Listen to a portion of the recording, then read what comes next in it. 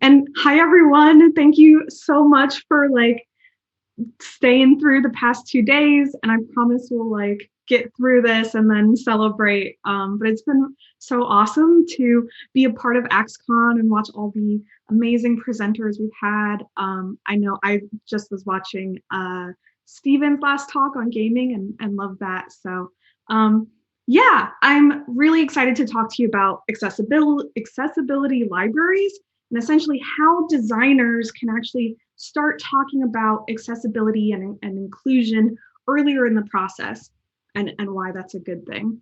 So a little about myself. My name's Stephanie Hagadorn. I'm a certified professional in web accessibility, and I live in Austin, Texas. Shout out to all the people in Austin in the chat. Saw a lot of people repping Texas. And I have two dogs that you might hear. So like a warning if they pipe up, but they're out there. I love all things like movies, TVs, video games. And so when I'm not watching Star Trek or playing Animal Crossing, I'm actually leading design at Indeed for our job seeker UX teams. And you might have heard of Indeed. We're actually the world's leading job site. And at Indeed, we have a motto, and that's "We help people get jobs."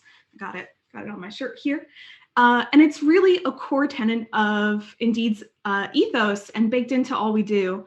And it's one of the reasons I really love my job. And that's because jobs can literally be life-changing. And I get to help people find work that brings them meaning and makes them want to get out of bed in the morning. So you might think I'm over-exaggerating or it's just, some platitude we say, but it really is part of everything we do at Indeed, whether it's emblazoned across every piece of merch.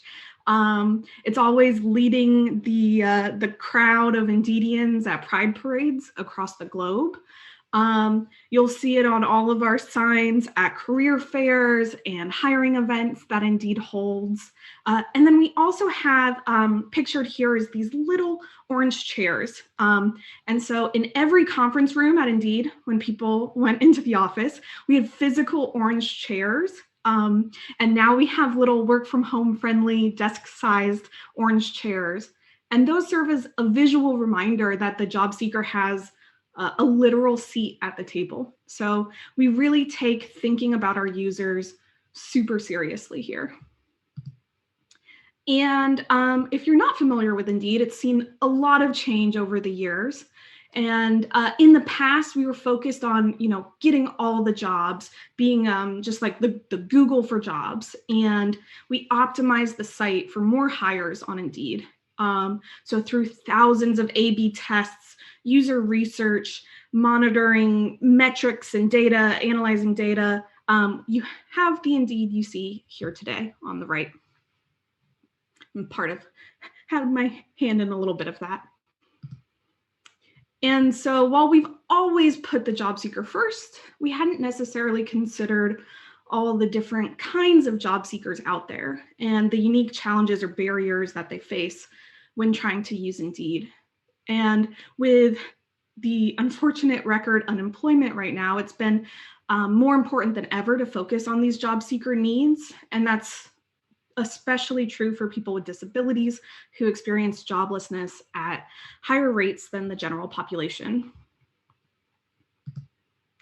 So for the past year, Indeed has made accessibility one of our company's top priorities. We actually had a company-wide mandate to be WCAG 2.1 AA compliant. And this mandate was supported by senior leadership and championed and managed by our amazing diversity, inclusion, and belonging team. And this mandate really allowed our teams across Indeed to be able to dedicate more time and effort to addressing these accessibility issues. But now that we had kind of, the permission or availability for this work, the big question was, how do we do it? How does a company like Indeed with massive amounts of content and pages begin to tackle accessibility? It's a good question, Stephanie. Well, We started like many companies do. We started running audits both internally and with awesome vendors like DQ. And we conducted site-wide audits, cataloging many of the flows across the site, common actions that users take, applying for jobs, creating accounts, uploading resumes, and captured all the violations and or potential barriers, issues that users would face using our product. And so those issues we shared back with teams. Those teams were across marketing, UX, product, engineering, and over the year, we remediated over 5,000 issues. We've added transcripts, captions, and audio descriptions to almost 400 videos, and updated 500 email templates. And Indeed sends a lot of emails. You probably have some in your inbox. Sorry. But being the data-driven company that we are, we looked at all those violations across the site and tried to figure out kind of like where they were happening, what were causing these violations. And a lot of them came down to really simple things, not meeting color contrast, really visual interaction related bugs that could have been addressed or caught earlier in the design phase. And so missing these easy fixes early meant costly remediations, those 5,000 issues, and time spent down the line fixing and documenting and fixing those issues. In fact, IBM did a report a long time ago about estimating the price of addressing violations after a release can actually be 30 times more expensive than if you just fix them in the design phase. That's a lot of money. And so while these issues could be easily fixed, we realized that we needed to address the accessibility fluency of our designers to help them avoid making the same mistakes over and over. So to put it in UX speak, I like to do how might we statements, or how might we help designers better understand accessibility requirements and start designing more inclusively. So to tackle this gap in knowledge, we actually drafted our own version of WCAG guidelines. I think many people here are extremely familiar with WCAG and are very familiar with the cryptic, verbose, intentionally vague wording. And so we set out to really translate those guidelines into easier to understand checklists for designers and developers. So you can see an example on the right here of where we've taken the 1.1.1 non-text content rule and wrote it to help our designers and developers better understand it. So we created a website internally and actually put together a big training webinar for the whole company. I know we gave the training to over like 2,000 people at the company. So we were able to share these new guidelines, examples, really frequently asked questions in these training sessions. And that really helped to establish a baseline level of understanding and shared language. And our designers and developers were very receptive and eager to learn more WCAG, more about WCAG and accessibility. But when we asked for feedback on the training and guidelines, we kept hearing a sort of similar sentiment. And that was, okay, cool. I'm really glad I have this information, but like, how do I do it? So the guidelines and training sessions built more awareness of accessibility, but it didn't really give them a clear way of applying accessibility concepts to their work. So they knew what to do, but not how to do that. So designer, architect, and all-around super smart dude, Buckminster Fuller, said, if you want to teach people a new way of thinking, don't bother trying to teach them. Instead, give them a tool, the use of which will lead to new ways of thinking. or what sometimes more commonly I refer to a lot as praxis, or essentially learning through doing. So by doing something, using a tool, we can actually learn more about a concept or idea. So by providing designers with tools to engage in accessibility practices, we're helping them apply their knowledge and develop a greater understanding of accessibility. It's kind of like teaching a small army to fish by giving them really awesome fishing poles.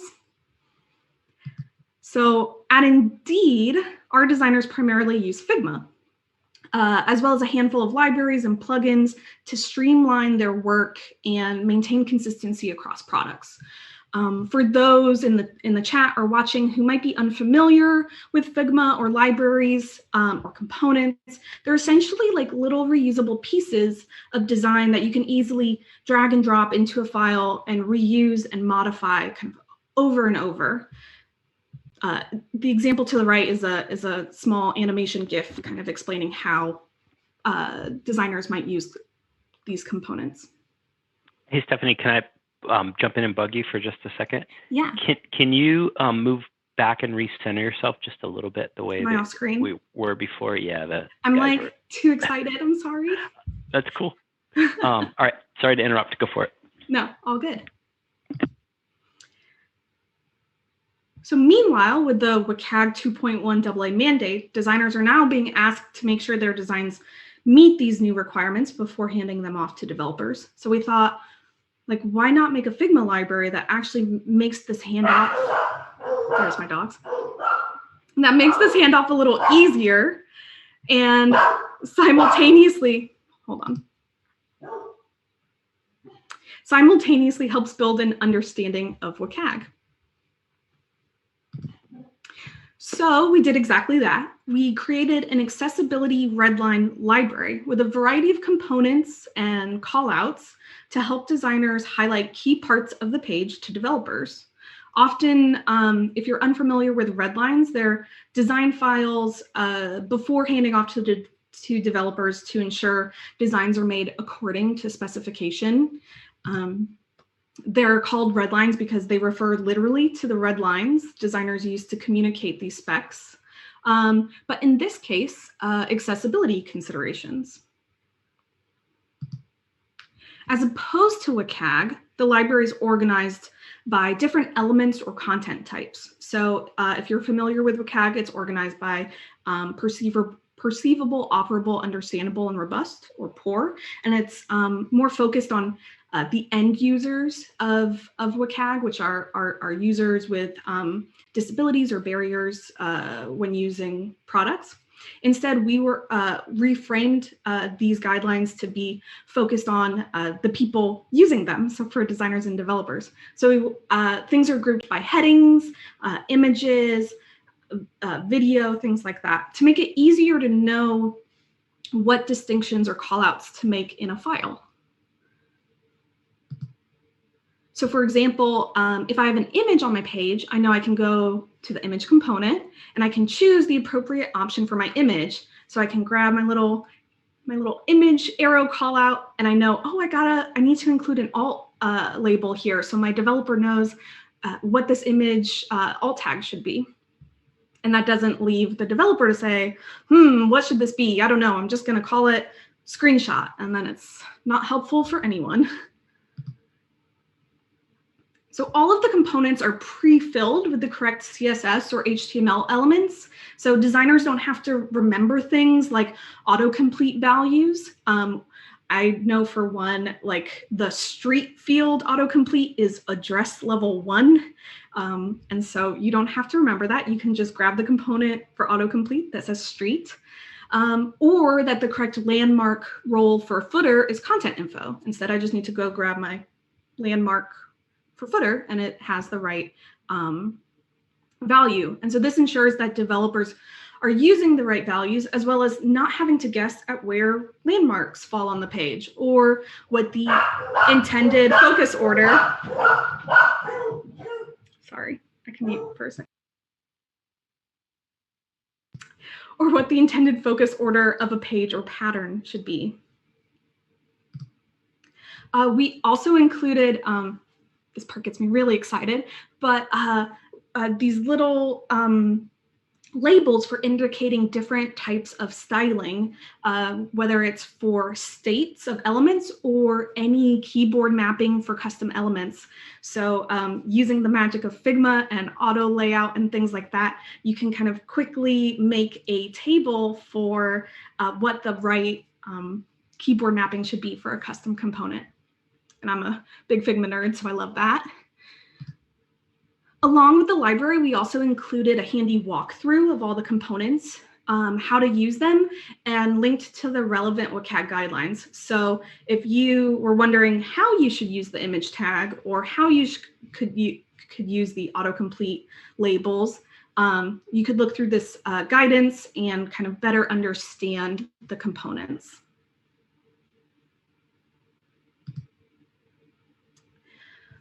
We also offered step-by-step examples of how to go about redlining a design with the accessibility library components. So here an example of a success screen after you submit an application on Indeed. Woohoo! Now we can label the heading level elements. We can call out where images should have alt text or not and what that alt text should be. For kind of complicated components like this rating, we can say where things might need labels, where other labels might be part of the design and should really get like an ARIA label, additional considerations. And then we shared the library with designers across Indeed, and it wasn't a requirement to use the tool, but just out there for designers to use it as another tool in their design tool belt.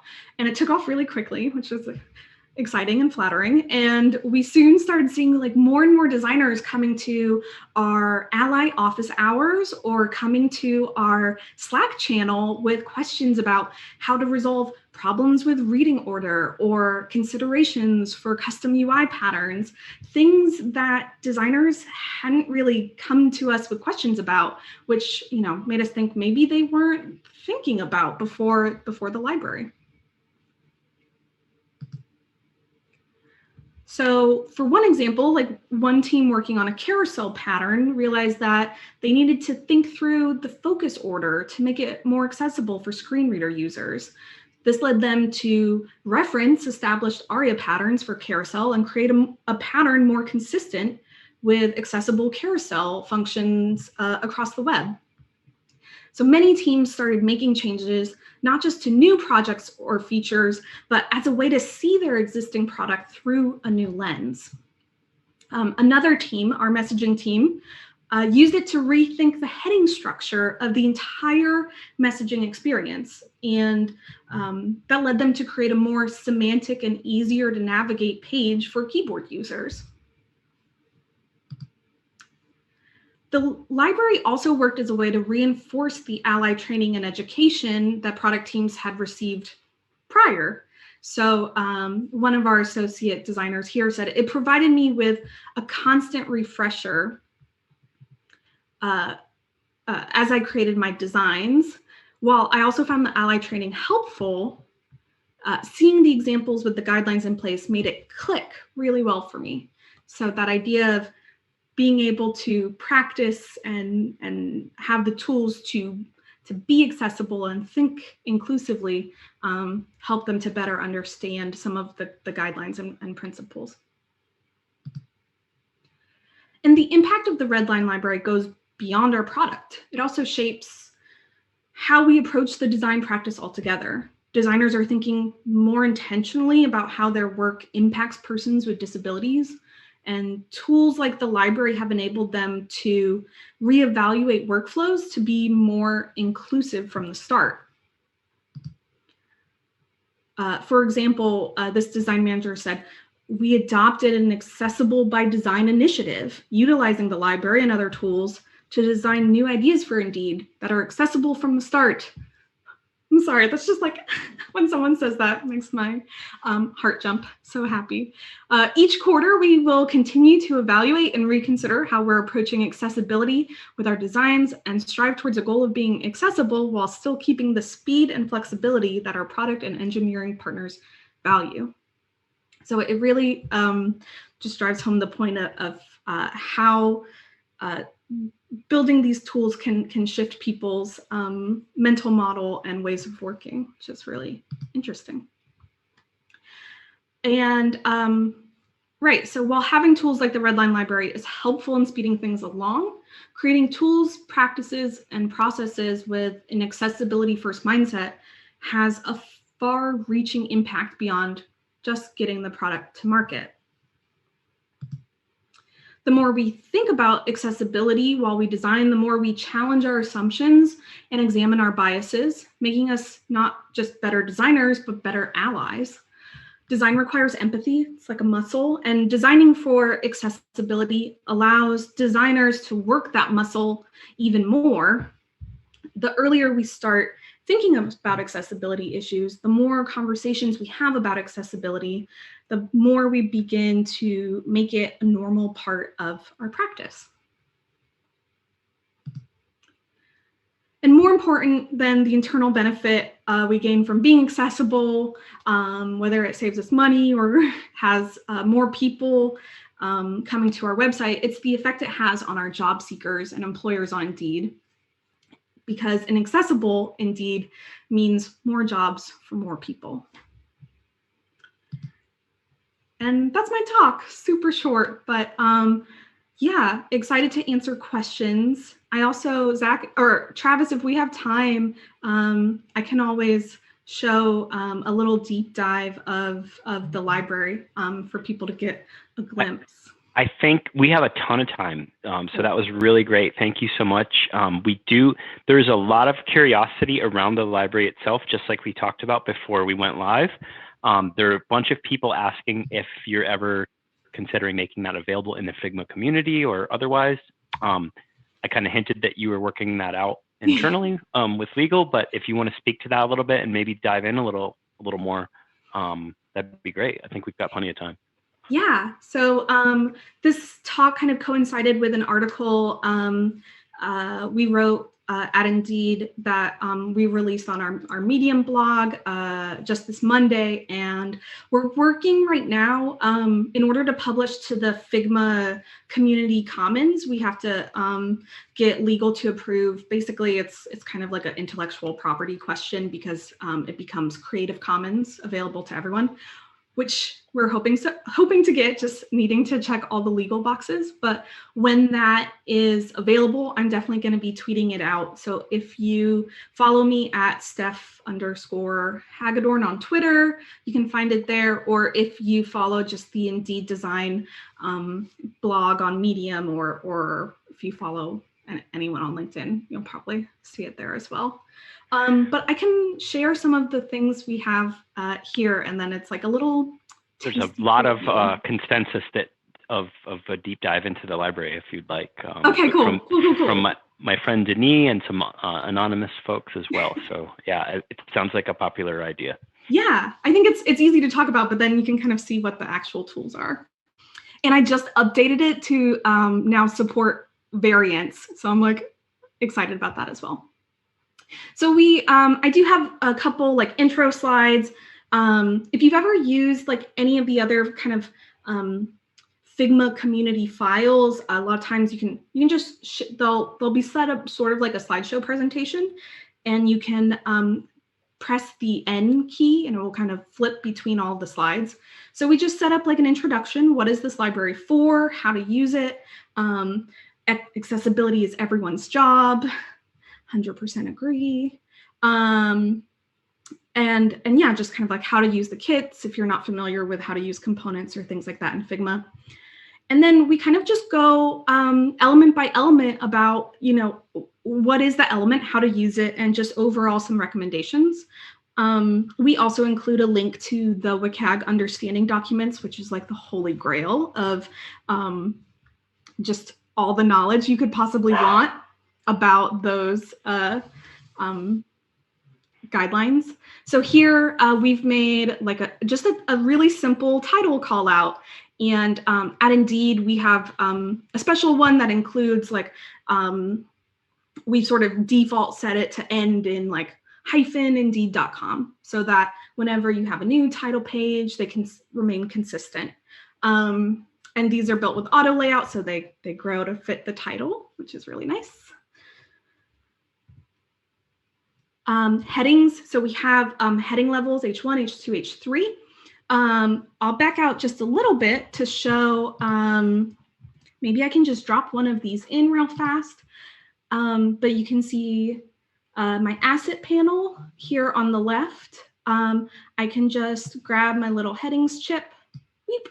So I can say, actually, over here in the component properties to the right, I can say, actually, this is an H4, and really it needs to point down. And then I can just, boop, pop that little boy there. So they're all kind of built so that you can kind of point all the callouts in all the different directions you need. I also added a lot of arrows. So for communicating things like labels, where you want something to be programmatically associated, you can use these arrow components. I have both like solid and dashed. For programmatic association, I like to use dash because it's like an implied relationship as opposed to, thanks Google, someone's adding me, that's why it popped up. But you can use the different arrows here, and boop, I can drop one in and I can choose, it needs to be an S-bend, or it's just a square, or any kind of thing. If you're used to using wireframing or annotation libraries on Figma, right now, this is very similar. And then depending on maybe the different color of label you're using, there's a different color arrow, and you can choose solid or dashed. So that's really convenient. So for things like labels, a lot of times we might have not a visual label, but we rely on an ARIA label, whether the form is just has maybe like an icon, like a little location marker, things like that. Or it might be a really complicated, this is like an example of in your resume or Indeed profile when you want to say how long you worked at a company.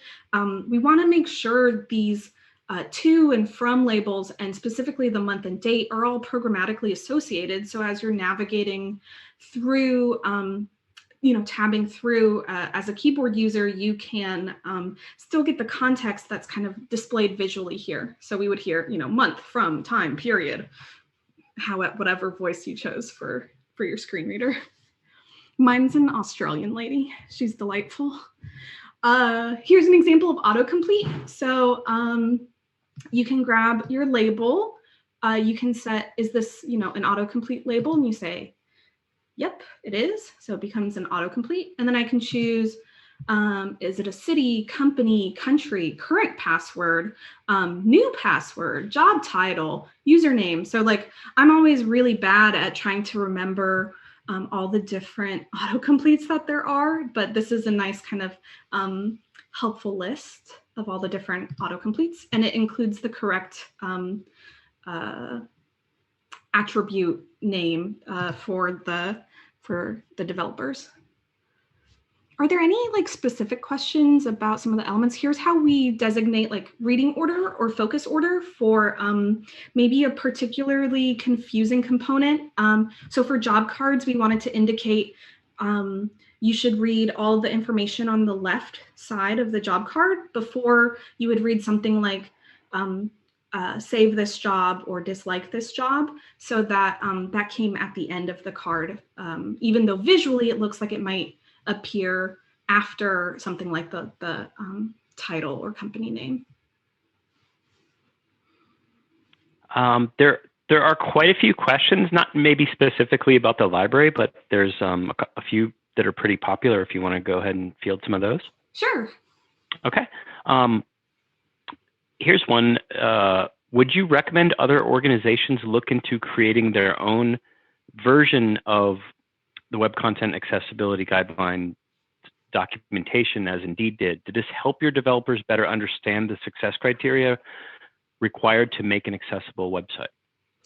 Yeah, so I didn't share some of the examples, but by creating our own, we were able to use parts of our website or products to demonstrate the different guidelines.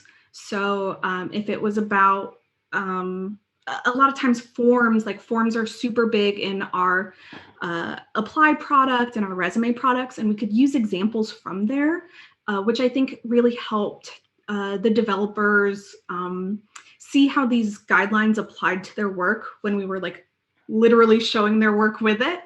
And I think it was just an interesting process, even for the accessibility team, to better understand some of the nuances in WCAG. And I know myself and the people I worked with to create the documentation, we had a lot of I thought, the guideline actually meant this and that, and had a lot of really interesting discussions and sort of aligned us as an accessibility organization within the company on what our point of view on those guidelines meant. It could be redundant, but I think putting it in your own words as a way, whether for yourself to process it or help others process it, kind of creates a new understanding on its own. Great. Let's see. Here's one that came up a little while ago, and I know this person is up very late at night, so I want to get to her question. Awesome. Can you talk more about the email templates that you mentioned earlier? It says, I can't picture what that would look like. Why so many? We just have a lot of emails at Indeed, different kinds of content. So if you're a user of Indeed, you might be familiar with job alert emails. So you'll get a list of jobs in your emails. You might get emails directly from employers. So we have templates for employers to kind of put hey, I saw you on Indeed, send, apply to my job, please. We just have lots of different communications. And that's just the job seeker side. So then we also have our employer audience, both for small and medium businesses, as well as larger enterprise clients. So there's lots of marketing emails that go out to our business side of the house, as well as just emails that go around internally. So we have lots of templates. How that looks is not dissimilar from how you might mock up a website. Very similar looking, just limited HTML, CSS capabilities in email. Great. I'm going to break my upvoting rule for a second, because this one came in and it kind of dovetails into one of the other responses. It says, did y'all share your rewritten accessibility guidelines? Meaning, can we use yours? Not publicly yet. Ronnie. Yeah, not publicly yet. I know we looked at a lot of other companies who had done similar things. So Expedia has a public version of accessibility guidelines. My former company, IBM, has a lot of documentation on accessibility. So we don't have them public yet, mostly just, I think we've been so focused on serving our internal audiences. And I think now that we're at a better place, accessibility wise, we want to be more advocates in the ally space. Gotcha. So not yet, but there are others out there that have shared. Yeah, I would recommend, just off the top of my head, the Expedia one, and I would look at IBM and I think even just the US .gov. Their branding has a lot of and design system is all accessibility. There's been a couple different questions about Sketch and about alternatives for Figma, and can you talk about that for people who might not have the budget? Is there I believe there's a free-ish version of Figma, if I'm not mistaken. Can you talk a little bit about different budgets and how they might be able to achieve some of this? Yeah, so Figma has versions, I think, where you can send a file to anyone so they can view it. I think even if they don't have a true account, and they'll still get things like the inspect panel, which will have like CSS for certain attributes or for each part of the design. So that can be helpful. If you use Sketch, Sketch also has components. You can do the same thing. They have, I haven't used Sketch in a few years, so I don't know if they have the same capabilities that Figma's recently come out with variants, but I know there's the plugin community and Sketch product have a lot of great functionality when it comes to components and creating things like libraries and design systems. So you can do similar things with Sketch.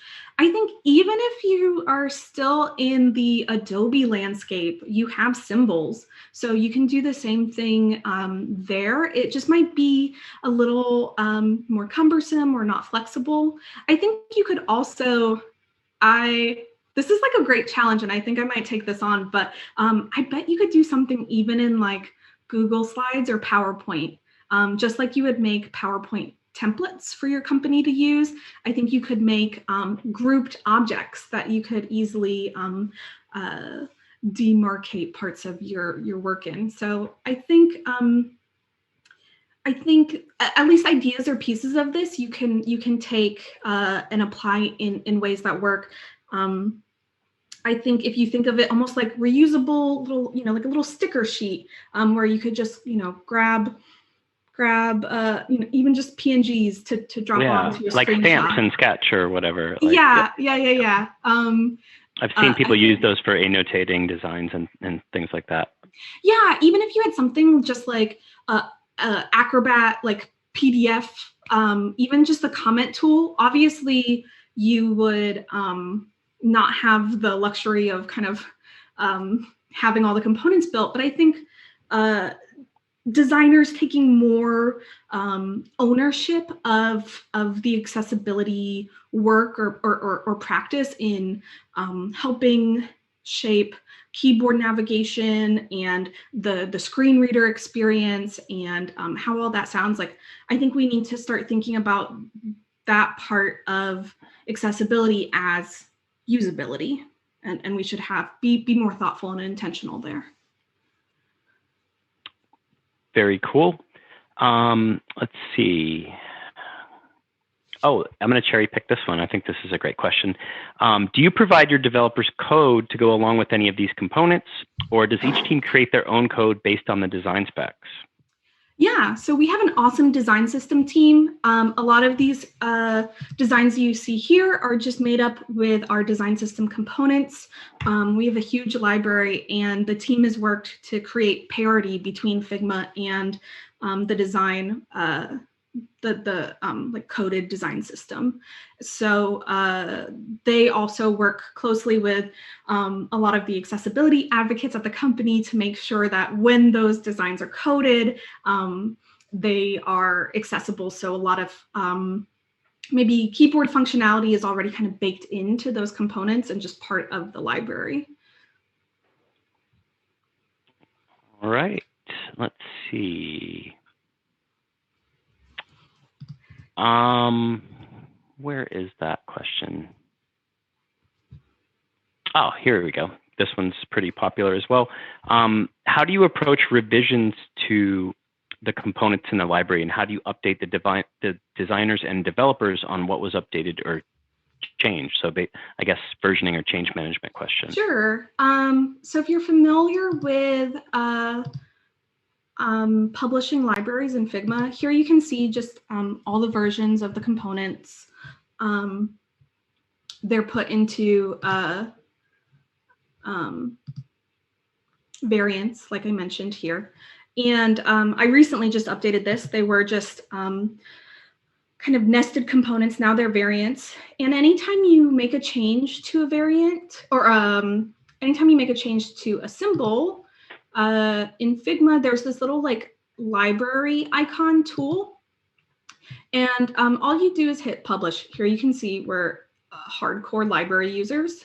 Indeed, there's hundreds to choose from. But you can publish that, and when you publish it, it will automatically update the files that other people are using the same library. Their components will automatically be updated.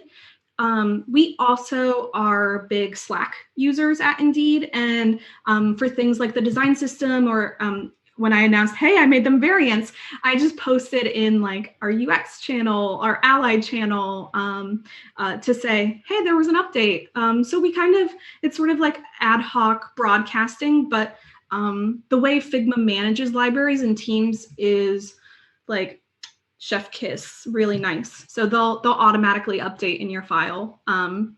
Occasionally that breaks it, and we try to be really cognizant of breaking changes, and especially announce that to people probably before we publish. Great. Okay. Here's a really popular question, and I'm curious about this one as well.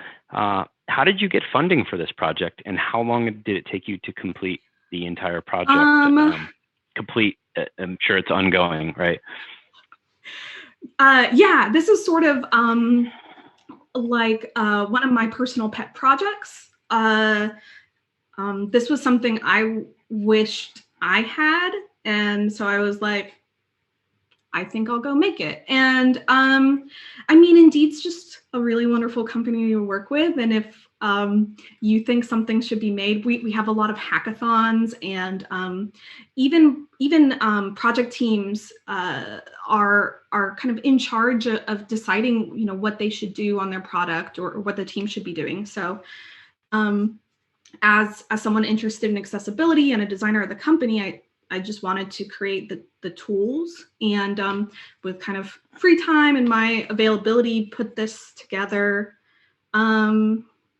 Oh my gosh, I'm sure Christina's listening and she'll keep me honest, but I'd say from initial conception and documentation, probably, because we already had a lot of the guidelines rewritten, I would say 2 to 3 weeks. And then it's kind of just ongoing maintenance. Something we were talking about was adding in like new components for list elements and tables. That wasn't something we discussed before. So we could always just add that in kind of as time allows. So we're sort of a do things go fast, get permission later, as I'm sharing this, and it's not like legally publicly available yet. But yeah, that's kind of like how we roll at Indeed, and also another perk benefit of.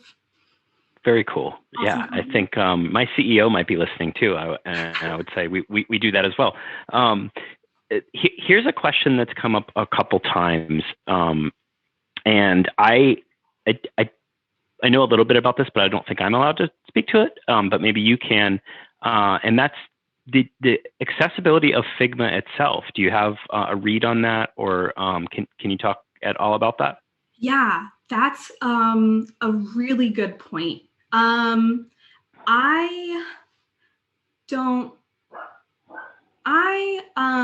do a lot of like screen reader testing and just try things out, but I don't think I've ever tried to do Figma screen reader. And I mean, I think unfortunately, just historically, design tools have probably been geared to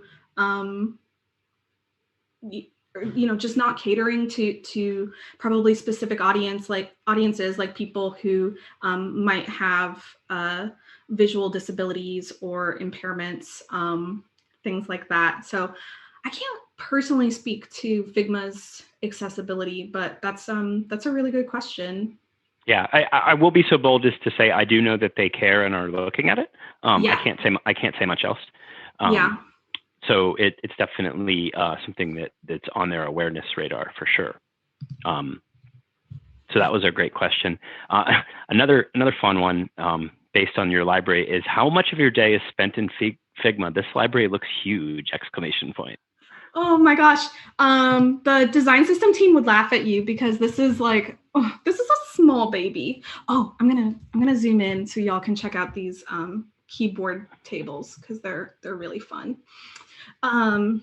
This ties into some chatter in the chat as well. Oh, cool. Perfect. We can talk. But how much, that depends. So I am a UX design lead at Indeed. So I would say my day is split between like Google, making presentations in like G Slides, being in Figma, and then just like sitting in a million Zoom meetings. So it's probably like broken up like that. And then all the awesome like user research sessions I get to watch. Very cool. Yeah, that's certainly important, right? This is all great theoretically, but you got to see people interact with it. 100%. Oh, this is a good one. Did you encounter any pushback with the rollout of your internal accessibility guidelines or this library? And if so, how did you address that? The library, no. Like this is just like a use it or don't. Accessibility in general, like I think we had tried to make it, a thing at Indeed, and ultimately like the company is very like OKR metric driven, and until that mandate from leadership and making accessibility part of our quarterly like OKR goals, things like that, until it was part of that like product management process and kind of how things work at the company, teams wanted to be accessible, but just they couldn't balance the workload of being accessible and trying to meet the goals that were set. So until accessibility was prioritized as a goal through the awesome work of our diversity, inclusion, and belonging team, that was the kind of pushback we got. Like people wanted to do it. People understood why being accessible and inclusive was important. No one wants to be like the bad guy who says you can't use my website, especially because we care a lot about our job seekers, but it just wasn't prioritized. So getting buy-in from leadership, having leadership understand why accessibility is important and why you have to do it immediately or like yesterday. And a lot of it, comes down to like, no one wants to be sued. No one wants the bad press that comes with being sued for these lawsuits, as well as it's just like the right thing to do. And ultimately it's going to save you money in the long run as well. When it comes to, down to the business brass tacks, it's the right thing to do financially as well as ethically. And when leadership says to do it, then people are incentivized to do it. Great. Awesome. Let's see, we've got time for a couple more, I think. Talk really fast, so I'm sorry my talk was like... How about, here's a question. What are the things you mark when you hand over these designs to a developer, like headings, tab order, region, anything else? You spoke to this a little bit, but maybe elaborate on that. It also says, does it all account in a single page or multiple pages? And I'm deciphering that maybe means the annotations themselves or the information that you're handing over. Yeah, so it could be like quite a lot if you had all the annotations on at once. And designers kind of handle it differently. Some people will just have multiple copies of their page or file or flow.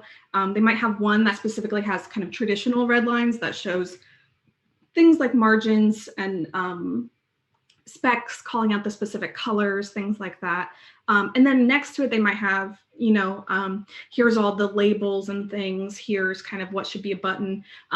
Something we've included in any of the like interactive stuff, like links or buttons, are target area components, so that you can specify if you have a 32 pixel or 24 pixel icon, that you can have a proper 44 pixel target area around it. So we want to communicate that to developers. So you could have that in different pages. Something I like to do and had in sort of the example documentation was grouping each element.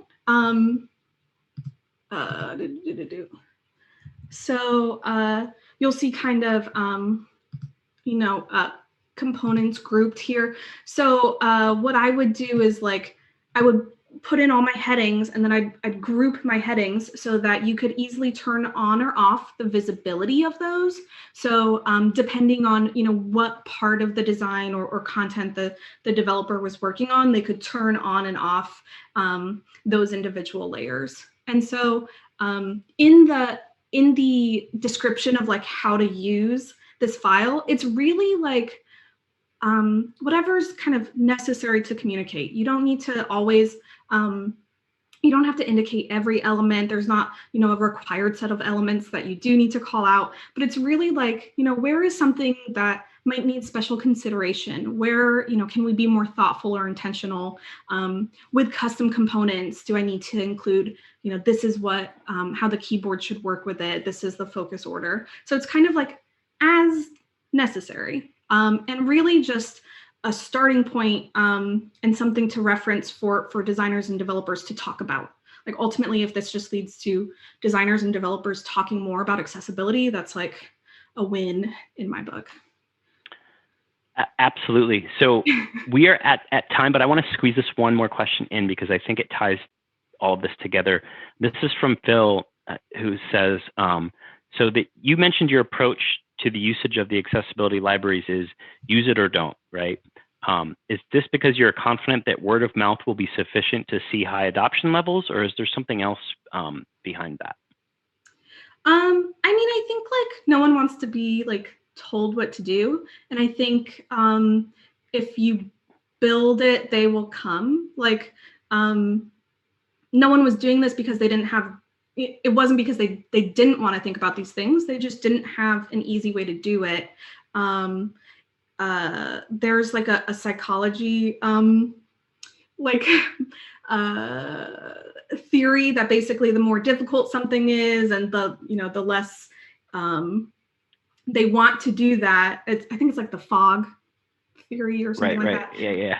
Yeah, but yeah, if there's how easy it is to do it and how motivated I am. And so if there's a lot of motivation to be accessible, people were doing this on their own. But if they weren't motivated and it wasn't easy to do, like it was just kind of being skipped. So I think just making it easy, and now that they're kind of expected to be held accountable, this is just another tool they can use. And it's not, I mean, like I'm not measured if like people use it or not, and I can still sleep at night, but it's just kind of one of the many things we try to make available and improve about our practices. Awesome. With that, we are not only at time, but we are officially closing down AxCon. The other session ended before us, Stephanie, so we're the cleanup hitters. Thank you so much. Thank you. Oh, I got kicked out of Zoom for a second. Thank you to everyone who attended, and you took your slides down, but your Twitter one more time for everyone. I can pull that up. I'm sorry. Just want to make sure that. But it's at Steph_Hagadorn. Great. All right, and I'll let our production crew let us know when we're off the air.